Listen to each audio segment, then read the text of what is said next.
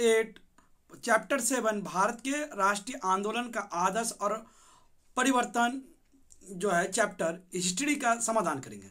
अगर जो कहा जाता है हिस्ट्री का 7 चैप्टर का आज हम लोग जो है पूरे क्वेश्चन आंसर का समाधान करेंगे। इसमें देखिए जितना भी क्वेश्चन आंसर है सारे के सारे प्रश्नों का समाधान करेंगे। देखिए जैसे कि पहले दिया गया है नीचे दी गई कथनों के साथ नीचे की कौन सी व्याख्या सटीक बैठा है, खोज कर लिखो। देखिए जैसे कि गांधी जी पाश्चात्य आदर्श के विरोधी थे, तो इसमें देखिए जो होगा वो क्या है, गांधी जी पुरातत्व पंथी मनुष्य थे। गांधी जी का मानना था कि पाश्चात्य आदर्श भारत के समाज स्वराज का अर्जन करने में बाधक था। गांधी जी चाहते थे कि भारत के सारे लोग सरल जीवन यापन करें, तो वो उनका मानना था कि सारे लोग क्या करें, सरल जीवन यापन करें। ये 3 नंबर में आप लोग टिक लगा दीजिएगा, ये 3 नंबर आप लोग का होगा, ये 3 नंबर में टिक लगाइए। उसका देखिए 1919 में रॉलेट कानून तैयार किया गया था। देखिए पहले जो है भारतीय राजनीति में गांधी जी का प्रभाव कम करने के लिए, भारतीय राजनीति में गांधी जी का क्या प्रभाव को कम करने के लिए। दूसरा जो था उसको देखिए कि ब्रिटिश विरोधी सोच और क्रांतिकारी आंदोलन को कम करने के लिए, और भारतीयों को संवैधानिक सुविधा और अवसर प्रदान करने के लिए। तो इसमें जो होगा दूसरा नंबर होगा, ये भारतीय क्रांतिकारी को कम करने के लिए दूसरा नंबर में आप लोग लगा दीजिएगा।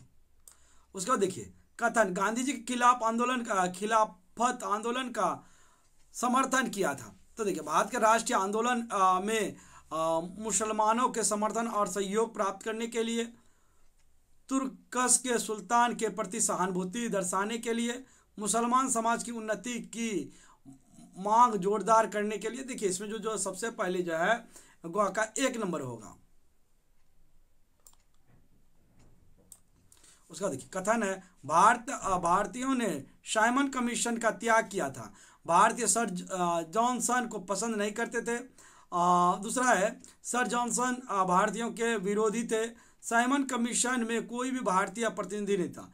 इसका जो मेन कारण था वो भारत का कोई प्रतिनिधि नहीं था और ये बनाया गया था, तो इसलिए क्या किया था, वो लोग चाहता था कि खत्म हो जाए, ये ना हो, तो इसलिए 3 नंबर होगा आप लोगों के लिए, ये 3 नंबर में लगा दीजिएगा, ये 3 नंबर।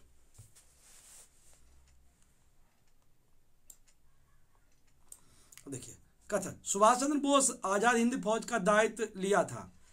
राम बिहारी बोस का अनुरोध करने के लिए आजादी हिंद फौज मदद से ब्रिटिश अधिकृत भारतीय भूखंड पर आक्रमण चलाने के लिए, जापान सरकार को मदद करने के लिए। वो जो था वो कही था आजाद हिंद फौज से ब्रिटिश अधिकारी भारतीय भूखंड पर आक्रमण करने के लिए, तो ये लगा दीजिएगा, तो 2 नंबर हो जाएगा।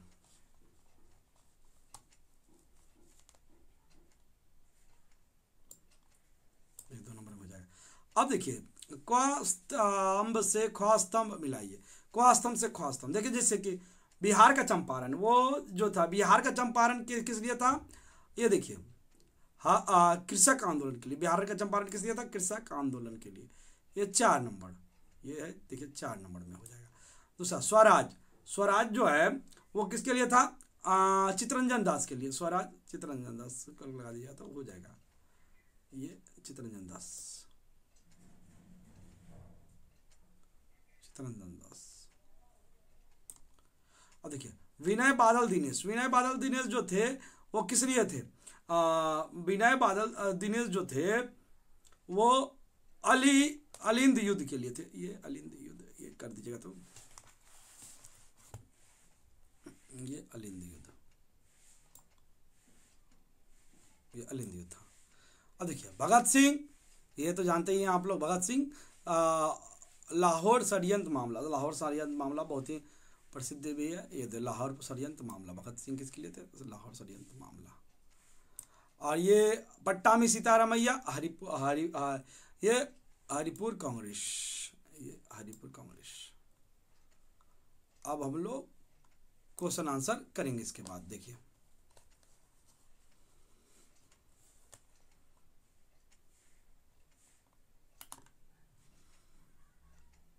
देखिए दक्षिण अफ्रीका का आंदोलन महात्मा गांधी के राजनीतिक जीवन पर कितना प्रभाव पड़ा था, ये देखिए हम लोग इसका आज हम लोग जो है अब देखिए जैसे कि वहां पे किया, तो यहाँ पे देखिए मैंने लिखा है, गांधी जी के दक्षिण अफ्रीका में अर्जित अपने राजनीतिक अनुभव का उपयोग करके भारतीय राजनीति में कई आंदोलन का आयोजन किया। तो देखिए दूसरा जो क्या था कि गांधी जी ने भारतीय आंदोलन में वही नीति अपनाई जो दक्षिण अफ्रीका में सांप्रदायिक उद्भव स्थापित करने और वहां आंदोलन को मजबूत करने के लिए अपनाई थी। तो गांधी जी को लगा कि अहिंसा और शांतिपूर्ण तरीके से आयोजित आंदोलन निश्चित रूप से जीता जा सकता है, तो इतना लिख दीजिएगा तो इसमें हो जाएगा। उसको देखिए सफल होगा। गांधी जी के सत्याग्रह आदर्श की मूल भावना क्या थी? देखिए सत्याग्रह शब्द दो शब्दों से सत्य एवं आग्रह से मिलकर बना है, और यहाँ पे देख लीजिए, यहाँ पे देख सकते हैं आप लोग, सत्य और अहिंसा पर आधारित यह आदर्श भारतीय राजनीति में गांधी जी द्वारा प्रस्तुत की गई राजनीति था, यह राजनीति था। देखिए दूसरा उसके बाद है कि उनके अनुसार सत्याग्रह का तात्पर्य आत्मा की शक्ति या प्रेम की शक्ति से है, यह अन्याय के विरुद्ध शांतिपूर्ण और निहत्थे संघर्ष का था। उसके बाद देखिए यहाँ पे जैसे दिया हुआ, इसका मुख्य सिद्धांत डर पर विजय पाना और प्रतिद्वंदी का विश्वास जीतने का लगातार प्रयास करना था। इतना लिख दीजिएगा तो हो जाएगा इसमें। उसके बाद दूसरा देखिए, उसका देखिए स्वराज पंथियों के आंदोलन की मुख्य मांगे क्या क्या थी? स्वराज पंथियों की प्रमुख मांगे इस प्रकार थी। देखिए राजनीतिक मांगे, विधायकों के भीतर सरकारी कार्यों का विरोध करना, राष्ट्रीय हित को असंतुष्ट करने वाले विधायक और प्रस्ताव को आगे लाना और इस प्रकार राष्ट्रवाद की प्रगति में मदद करना, और भारतीयों को विधायिका की कार्रवाई में बाधा डालना।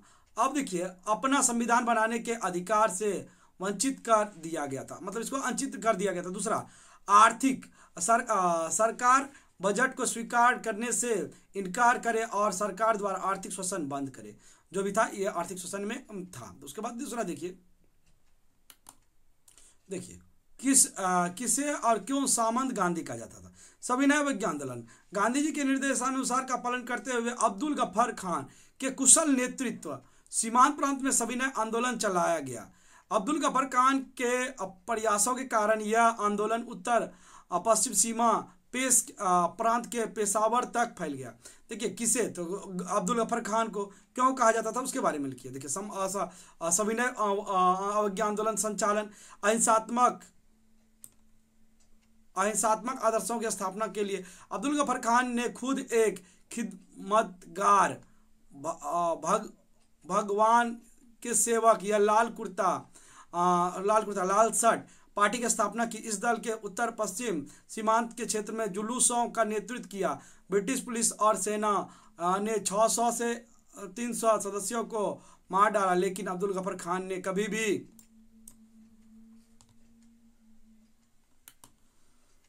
आंदोलन में हिंसा को प्रवेश नहीं करने दिया। उसके बाद देखिए भारत छोड़ो आंदोलन में मतंगनी हजारा की भूमिका। मतंगनी हजारा की क्या क्या भूमिका थी? देखिए जैसे कि 1942 में भारत छोड़ो आंदोलन के समर्थन में मतंगनी हजारा का नेतृत्व मिदनापुर के तमलकुल में एक बड़ा जुलूस आयोजन किया गया था। 20,000 लोग वाले खाने को इतिहास में सीमांत गांधी कहा जाता है। जुलूस में शामिल हुए और तलुक पुलिस स्टेशन और कोर्ट हाउस पर कब्जा करने की कोशिश की। पुलिस के निहत्थे जुलूस पर गोलियां चलाई और मतंगनी को गोली मारकर हत्या कर दी गई, और उनकी शहादत के बाद की पीढ़ियों की महिलाओं को स्वतंत्रता संग्राम में भाग लेने के लिए प्रेरित किया गया। मतलब उसके बाद जो हुआ वो लोग को भाग लेने के लिए प्रेरित किया गया था। देखिए अपनी भाषा में 100 से 120 में शब्दों में लिखिए, गांधी जी के सत्याग्रह के आदर्श की व्याख्या करो और उन आदर्शों के साथ कांग्रेस की शुरुआत नरम पंथियों के आदर्श की तुलना कीजिए। तो इसका देखिए सबसे पहले जो है सत्याग्रह का आदर्श, मुख्य आधार जो था, सत्याग्रह शब्द दो शब्दों सत्य और आग्रह से मिलकर बना है। यह सत्य और अहिंसा पर आधारित था। प्राकृतिक देखिए इसका क्या था, गांधी जी के अनुसार सत्य का अर्थ आत्म बलिदान या प्रेम था। सत्याग्रह की सहन शक्ति कोई सीमा नहीं थी, इसलिए हार की सवाल ही नहीं थी।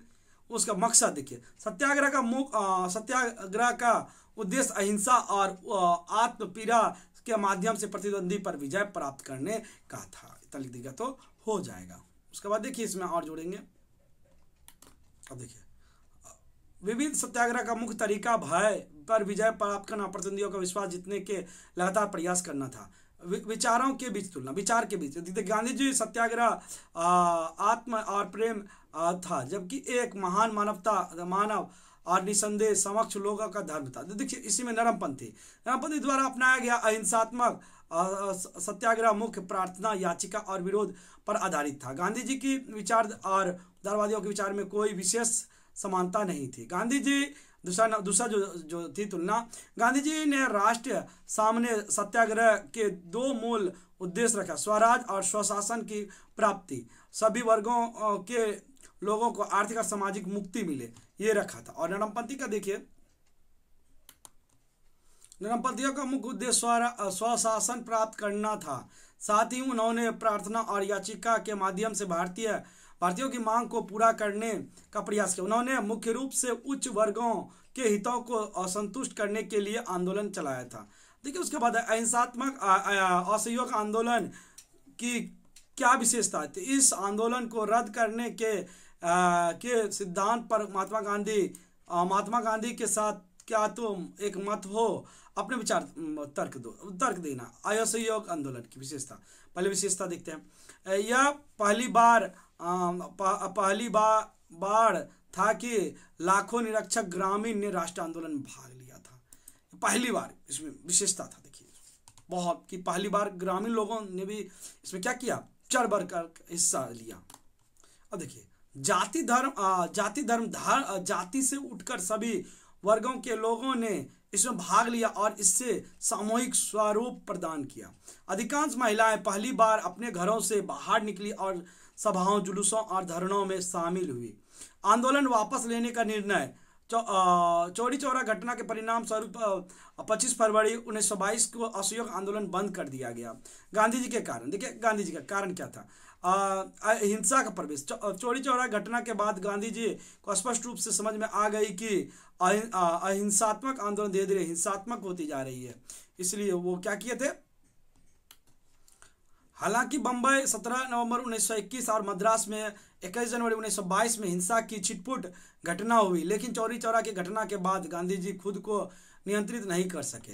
सशस्त्र हमले की आशंका, इस हिंसात्मक आंदोलन में भाग लेने वाला मूलतः निहत्थे थे। गांधी जी को डर था कि अगर अंग्रेज उन पर अग्नि यंत्रों से हमला करे तो बहुत खून खराबा होगी। अब देखिए उसके बाद दूसरा क्या था, किसानों की जमीन जब्त होने का आशंका। इस आंदोलन में किसानों के महत्वपूर्ण भूमिका निभाई। गांधी जी ने सोचा कि यदि ब्रिटिश सरकार किसानों की जमीन जब्त कर लेगी तो वे भविष्य में सभी जन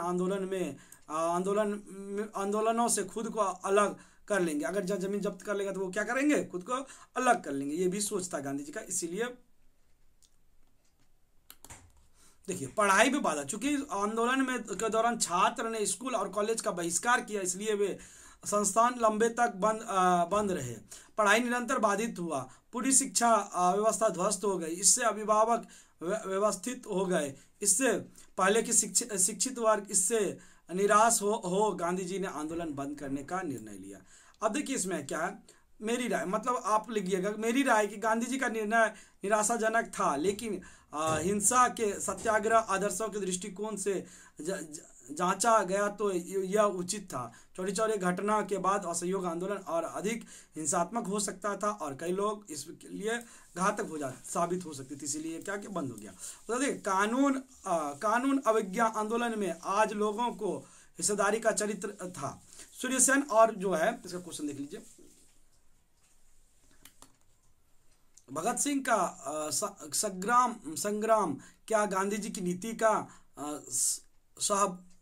सहगामी था, ये लिखना है। तो देखिए उत्तर, सविनय अवज्ञा आंदोलन में सार्वजनिक भागीदारी की प्रकृति कहते हैं। बंगाल के लोगों की भूमिका, नमक अधिनियम का उल्लंघन।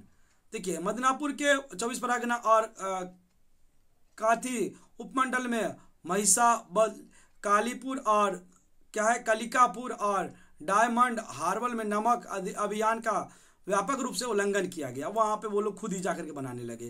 कद्दी के क्षेत्र में नमक अधिनियम का उल्लंघन करने के लिए स्वयंसेवक शिविर भी स्थापित किया गया। नमक सत्याग्रह जारी हो गई। दूसरा क्या था, अन्य अधिनियमों का उल्लंघन, अन्य आंतरिक क्षेत्रों में अन्य कानून का उल्लंघन करने के लिए भी अब जो अन्य था वो उल्लंघन कार्यक्रम उठाने का जेसोर, बांकुड़ा और 24 परगना में यूनियन बोर्ड के खिलाफ आंदोलन शुरू हो गया। काठी, आरामबाग और बालूड़ घाट क्षेत्रों में करो या मरो के बहिष्कार के लिए आंदोलन किया गया। करों का वो जो कर जो लगाता था ना, जिसको टैक्स बोलते हैं, वो उसके लिए किया। अन्य क्षेत्रों के लोगों की भूमिका। मध्य प्रदेश और बंबई क्षेत्रों में सत्याग्रह ने सामूहिक रूप से घास और सूखी लकड़ी इकट्ठा करके वन संरक्षित अधिनियम का उल्लंघन किया। बंबई में भी धरना जारी रहा। अब देखिए उसके बाद जो है बिहार में विदेशी निर्मित वस्तुओं और नशीले पदार्थों की बिक्री के खिलाफ चंपारण, सरोज और मुंगेर, पटना और शाहाबाद में धरना दिया गया। गुजरात और यूपी में कर और राजस्व देना बंद करने के लिए आंदोलन शुरू किया। बोला कि नहीं कर देंगे ना, कुछ देंगे, आप लोग जो करना है करते रहिए। तो ये सब कारण था। देखिए मद्रास और उड़ीसा में क्रमशः राजगोपालचारी और बंधु चौधरी के नेतृत्व में सवगिया आंदोलन का वास्तविक जन आंदोलन बदल दिया गया। सूर्यसेन और भगत सिंह के संघर्ष और गांधीवादी के आदर्श। सूर्यसेन और भगत सिंह संघर्ष का उद्देश्य गांधी जी के समान ही था, लेकिन रास्ता अलग अलग था। सूर्यसेन और भगत सिंह क्रांतिकारी आदर्शों से प्रेरित थे। उन्होंने सशस्त्र संघर्ष, हिंसा के माध्यम से स्वतंत्रता प्राप्त करना का प्रयास किया। वे गुप्त हत्या और उत्पातों और यहाँ तक कि सेना को प्रभावित करके अंग्रेजों को उखाड़ फेंकना चाहते थे कि एकदम उखाड़ के फेंक दें। स्वतंत्रता संग्राम के संबंध में गांधी जी के विचार पूर्णतः अहिंसात्मक सत्याग्रह पर आधारित था। भारत में राष्ट्रीय मुक्ति आंदोलन का संचालन करते समय उन्होंने इसी सिद्धांत का पालन किया। वह स्वतंत्रता प्राप्त करने और सभी वर्गों के लोगों को सामाजिक और आर्थिक रूप से लाभान्वित करने में विश्वास करते थे। उसके बाद देखिए है कि ये देख सकते हैं कि राष्ट्रीय राजनीति में सुभाष चंद्र बोस के उत्थान की पृष्ठभूमि का विश्लेषण करो और सुभाष चंद्र की राजनीतिक चिंतन धारा किस किस विषय से प्रभावित था, अपने शब्दों में बताओ। तो ये देखिए, जैसे पहला जो है सुभाष चंद्र के उदय की पृष्ठभूमि, राजनीति में प्रवेश, पहले जो राष्ट्र राजनीति में वो प्रवेश किए थे उनके बारे में हम लोग जानेंगे। उसके बाद देखिए विद्यार्थी जीवन से ही सुभाष चंद्र बोस पूर्णतः ब्रिटिश विरोधी थे। जिंदगी हालांकि IECS की कठिन परीक्षा में उन्होंने चौथा स्थान हासिल किया था। परीक्षा के बाद वह सेवा में सम्मिलित नहीं हुए। गांधी जी की सलाह पर वे चित्तरंजन दास से मिले और राष्ट्रीय राजनीति में शामिल हो गए। युवा आंदोलन में नेतृत्व। तो देखिए असहयोग आंदोलन के दौरान सुभाष चंद्र बोस को कोलकाता में नेशनल कॉलेज का प्रिंसिपल नियुक्त किया गया था। फिर उन्होंने बंगाल कांग्रेस की प्रचार समिति का सचिव नियुक्त किया गया। उन्होंने युवा क्षेत्रों को संगठित किया और राष्ट्रीय आंदोलन में आगे बढ़ाया। मजदूरों एवं किसानों का नेतृत्व। सुभाष चंद्र बोस ने मजदूर हो या किसान सबका अलग अलग संगठन बनाया, उन्हें मजबूत करने का प्रयास किया। उसके बाद देखिए राष्ट्रीय आंदोलन कि वे अखिल भारतीय किसान परिषद के घनिष्ठ रूप से जुड़े हुए थे। उसके बाद देखिए यहाँ पे जो है हरिपुरा और त्रिपुरा कांग्रेस के हरिपुरा और त्रिपुरा में राष्ट्रीय कांग्रेस के शस्त्र सुभाष चंद्र लगातार कांग्रेस अध्यक्ष बने। कांग्रेस अध्यक्ष के रूप में उन्होंने राष्ट्रीय और अंतर्राष्ट्रीय राजनीति में पहचान बनाई।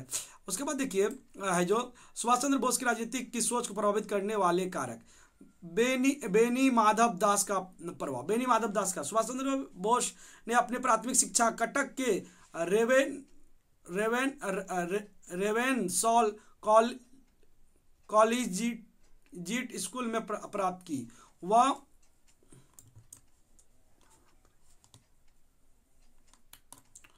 प्रिंसिपल बेनी माधव दास जो एक ब्राह्मण नेता थे के घनिष्ठ सहयोगी से प्रभावित थे।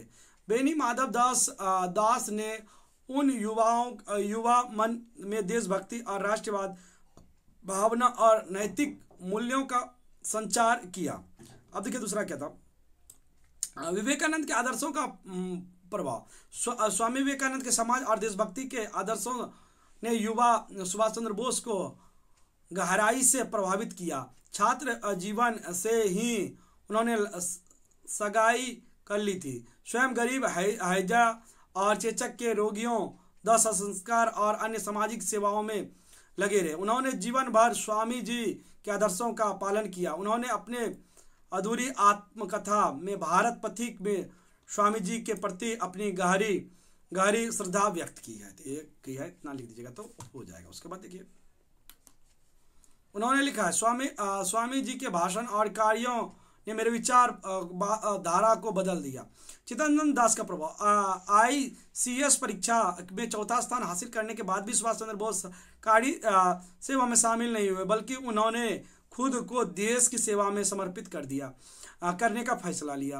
राष्ट्रीय मुक्ति आंदोलन में शामिल होने के लिए वह बम्बई में गांधी जी से मिलने गए। गांधी जी की सलाह पर वे दीनबंधु चित्तरंजन दास से मिलने गए। वह धनी एवं विलासी बैरिस्टर की देशभक्ति से अत्यंत प्रभावित थे। वो देखिए भारत छोड़ो आंदोलन ने क्या गांधी जी के अहिंसा आंदोलन के आदर्श को मानकर चला था। नौ विद्रोह को स्वाधीनता संग्राम में योगदान की तुम किस तरह व्याख्या करोगे, मतलब व्याख्या करना है तो देखिए इसका करेंगे हम लोग। देखिए परिचय, नौसेना विद्रोह 1946 भारतीय स्वतंत्रता संग्राम के अंतिम चरण की एक महत्वपूर्ण घटना थी। यह लंबे स्वतंत्रता संग्राम के रास्ते का आखिरी मंच था जिसे पार करके भारत ने आजाद की स्वाद चखा। भारत छोड़ो आंदोलन और अहिंसा सत्याग्रह का आदर्श, नेताजी की गिरफ्तारी। भारत छोड़ो आंदोलन गांधी जी के नेतृत्व में अंतिम जन आंदोलन था। ब्रिटिश सरकार ने गांधी जी आदि सभी राष्ट्रीय नेताओं को गिरफ्तार कर लिया। जवाहरलाल नेहरू, वल्लभ भाई पटेल, कृपलानी और मौलाना आजाद, दरअसल कांग्रेस के सभी नेता राष्ट्रीय से लेकर जिला स्तर तक के लोगों को भारतीय संरक्षण अधिनियम के तहत गिरफ्तार कर लिया गया था। अनेकों अन्य दमनकारी उपाय अपनाए गए थे। आंदोलन की शुरुआत में ही लागू कर दिए गए थे। आतंकवादी गतिविधि जैसे ही सरकार को दमनकारी नीति के प्रत्यक्ष आंदोलन को दबा दिया। गुप्त भूमिगत आंदोलन आकार लेने लगी। जयप्रकाश नारायण, अरुण आसफ अली, राम मोहन लोहिया और सुचेता कृपलानी जैसे नेताओं ने पूरे देश में गुप्त आंदोलन चलाने का प्रयास किया। उन्होंने धान, हथियार, बम और डायनामाइट एकत्र किए और उन्होंने गुप्त रूप से विभिन्न क्षेत्रों में वितरण किया। अतः आंदोलन ने जब आतंकवाद का रूप ले लिया, अतः हम कह सकते हैं कि भारत छोड़ो आंदोलन में अंतिम चरणों में गांधी जी के अहिंसात्मक सत्याग्रह आदर्श से दूर चला गया था। इतना बोल सकते हैं कि मतलब इसमें बहुत ही हिंसा प्रवेश कर गया था। नौसेना विद्रोह, देखिए आजाद हिंद फौज में सब मुकदमा। आजाद हिंद फौज के 3 कमांडर गुरुदयाल सिंह ढिल्ले, प्रेम सहलग और शाहनवाज खान पर लाल किले में मुकदमा शुरू हुआ। और जब मुकदमा चल रहा था तब आजाद हिंद सैनिक की बहादुरी और बलिदान की कहानी ने नौसेना के सैनिक को प्रेरित किया। अब उसके बाद देखिए भारतीय नाविकों के साथ व्यवहार। नौसेना में भारतीय नाविकों को सिर्फ नस्लीय आधार पर अधिकारी द्वारा अपमानित और दुर्व्यवहार किया जाता था। इसके साथ बहुत ही दुर्व्यवहार किया जाता है। नौसेनाओं में भारतीय नाविक को सिर्फ नस्लीय आधार पर अधिकार द्वारा अपमानित और दुर्व्यवहार किया जाता था। इससे सेनाओं में क्या हो गई,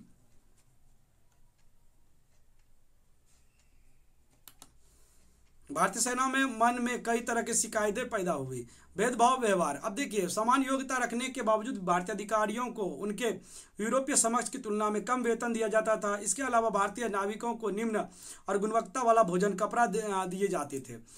पदोन्नति का पुनर्वास का अभाव, भारतीय कर्णधारों और नाविकों अधिकारियों को कभी भी कोई पदोन्नति नहीं दी जा गई। अतः नौसेना के भारतीय कर्मचारियों में धीरे धीरे ब्रिटिश विरोधी का भावना पैदा होने लगा।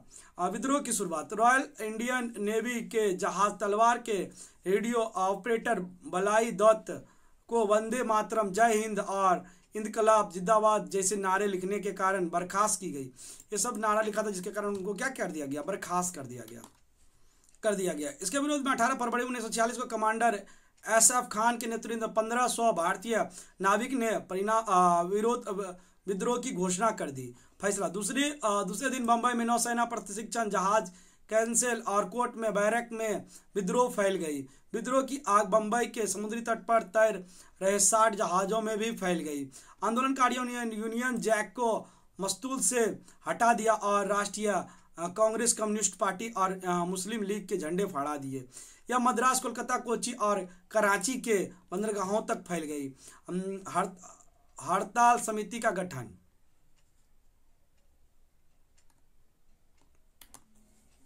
संचालन करने और विद्रोह के विभिन्न केंद्रों के बीच समन्वय बनाए रखने के लिए नेवल सेंट्रल स्टॉल कमेटी का गठन किया गया। इस समिति ने ब्रिटिश सत्ता के समक्ष कुछ मांगे रखी। उनमें से कुछ थे: आज़ाद हिंद सैनिक को अन्य राजनीतिक कैदियों को रिहा करे, तलवार के कमांडर FW किंग के खिलाफ दंडात्मक उपाय, भारतीय कर्णधारों और नाविकों के लिए समान वेतन, नौसेना के भारतीय सैनिक का सेवानिवृत्ति के बाद पुनर्वास और विद्रोह का खत्म करने के लिए ब्रिटिश सेना का विद्रोह ने सीधा टक्कर हुई और सीधा टक्कर हो गया था। देखिए, लेकिन सरकार का यह प्रयास विफल रहा।